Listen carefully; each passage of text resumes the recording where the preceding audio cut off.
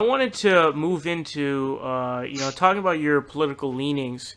So I sort of have a feel for where you fall on the political spectrum, but I think it'd be best if I just sort of let you explain, what your political leanings are. Yeah, I mean, to kind of put it bluntly, I would say I'm very much probably like a Berniecrat, uh, progressive, and probably leave it at that. A lot of the policy positions that I see people kind of touting on the progressive wing currently. We're talking uh, free education at public colleges. We're talking Medicare for all or single payer. Um, Ending the foreign interventions and all the needless foreign wars overseas. More infrastructure spending. Fixing problems here at home like the Flint water crisis, that sort of thing. Ending this super abusive approach that we take to immigrants at the border, especially going on right now. The list goes on and on. All the talking points. But for those for those issues, I'm pretty passionate and care a great deal, and that's kind of where my political leanings have been sat a long time. I mean, you could either call me that, sort of label me as that, or I guess internationally, you could probably call me, on the international stage, maybe even a centrist, because I feel like part of the way to kind of soften the blow of these ideas, which are often just kind of portrayed as being super left wing, super out of the realm of possibility, super just not sensible, is that every other country out there, every other first world developed country, and even some countries that aren't that developed and in the first world, have these amenities. And they invest in their populace. They invest in the education. They invest in the health of their citizens. And we don't seem to get that same benefit. We're just kind of being worked to death, unfortunately. And we're kind of just medicating ourselves with out of control drug addictions and, overeating and just really kind of eating really shitty processed food. I mean, we have like a weight problem in this country as well. Like a lot of other first world countries don't. And I think it partially stems from the stress of kind of being ground into the economic system of the United States of America. Also, of course, we absolutely deserve a police or a law enforcement arm of the government that doesn't abuse people and take advantage of people and kill people as well. Especially unarmed people. But again, to soften the blow of some of these issues, I think it's important to acknowledge that, like, on the international stage, these are super moderate positions. The idea that the taxes that we pay should be spent back on us as a populace to things that benefit us by our actual government, I think is a really common sense position. It's certainly better than blowing all of that money on bank bailouts or corporate welfare or hundreds of military bases across the world, or one endless war in a country that most people can't find on a map after another, after another, after another. So those are kind of the positions that I'm passionate about, and you could even bring up some other ones if I forgot to mention anything that you're curious about. How would you rate the Trump presidency on a scale of 0 to 10? The Trump presidency, the issue I have with not so much Trump, but the way people react to Trump is, look, I'm old enough to vividly remember the Bush years. Like, I went to numerous protests against the Iraq War. I absolutely hated George Bush. It was like the first election that I could vote in, and I voted against him, voted for Gore, so on and so forth. And to me, what Trump is doing, as far as like, just his policies, as far as like just the way he legislates, it's not really that much different than the neocons of the 2000s. And it is a little aggravating to sort of see a lot of people kind of react to Trump as basically like this super crazy sea change in right-wing politics. And in some ways he is, in the fact that he's just so not civil and acts like a total piece of trash, and just doesn't know how to act like a I guess like a functional human being. But the thing is, like, is as far as the way he governs, like, this is kind of this is standard Republican bullshit.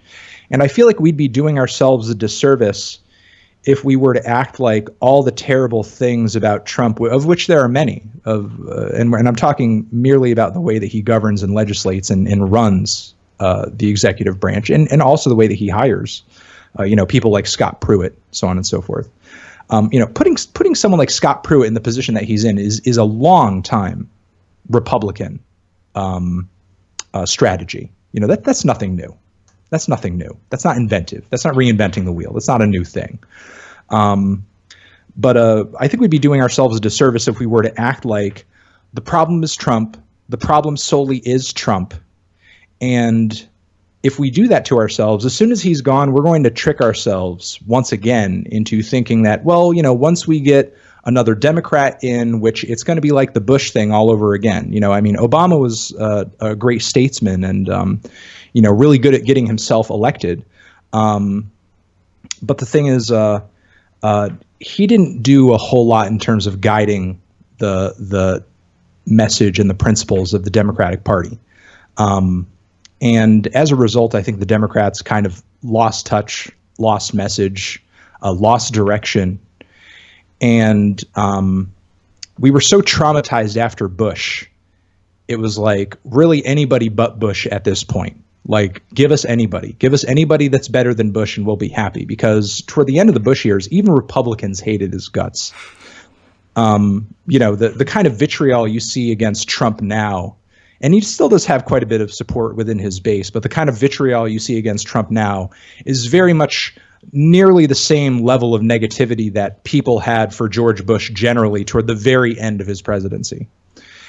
And I think because of just how terrible that was, people were just willing to accept anything that the other side of the aisle handed us because it would be better to some degree. And Obama, he was, even though he did continue to expand on foreign interventions, the drone program, NSA spying, didn't take out the Patriot Act, didn't close Guantanamo Bay like he promised he would his first week in office.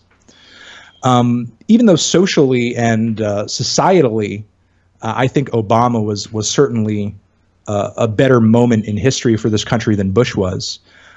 It wasn't really the change that he basically built his entire campaign on, because that was the slogan, that was the meme, as it was. You saw multiple pictures of Obama in red, beige, and blue imagery with change under his head, hope under his head. But in retrospect, it's just kind of like, wow, I hoped things changed, but they didn't. So I kind of worry that the vitriol toward Trump, and just Trump, and not just the Republicans at large, not just the system giving us Trump, the system putting us on a track to where Trump seemed palatable, the system that puts hatred on the ballot, but not ending the wars, not ending corporate welfare, not giving people Medicare, not giving kids a decent education. You can vote for somebody on the ballot who wants to put up a wall, but there's no option on the ballot, a viable option anyway, if you care about the Israel-Palestine situation. Because, no matter which mainstream candidate you voted for in that situation, we're still going to continually just send blank checks over to Israel as if they're not doing anything against international law. So I sort of warn people, whatever the Democrats try to hand us this next time around as an answer to Trump, don't just take it and assume everything's hunky-dory and everything's fine, because this whole mindset of voting for the lesser of two evils has put us in this situation. Because if we just continually vote for the lesser of two evils, that allows the Republicans to slide further to the right and further to the right and further to the right each time. Because and the Democrats historically have been sliding further to the right as well to kind of catch up, because they want to make a lot of the same corporate money that the Republicans do. And as a result, because of that mentality, the bar that we've set for what makes a viable political candidate on the opposition side is so low. All you have to do is be better than Trump. Well, motherfucker, anybody's better than Trump. So it's like, you could literally put Mitt Romney in office tomorrow and he'd be better than Trump. It would be fucking terrible in the grander scheme of things. And it is a terrible choice, but it would be slightly less traumatizing and upsetting and volatile than having Trump in office. So again, when your position is anybody but the guy who's in there right now, like you're doomed to be on a path of self-destruction because you're not actually doing anything for yourself. You're not actually fighting for anything at that point. It's not a principled position. I get that Trump is bad. I get that, he's toxic. I get that he's poisonous. I get that he's bad for the system. But so is the mentality that gave him to us too.